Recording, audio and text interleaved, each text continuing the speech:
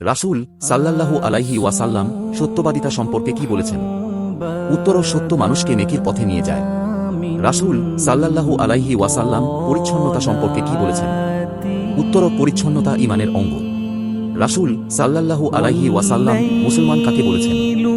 উত্তর: যার হাত ও জিহ্বা থেকে অন্যরা নিরাপদ থাকে। রাসূল সাল্লাল্লাহু আলাইহি ওয়াসাল্লাম মায়ের মর্যাদা সম্পর্কে কি বলেছেন? উত্তর: মায়ের পায়ের নিচে সন্তানের জান্নাত। রাসূল সাল্লাল্লাহু আলাইহি ওয়াসাল্লাম রাগ সম্পর্কে কি বলেছেন?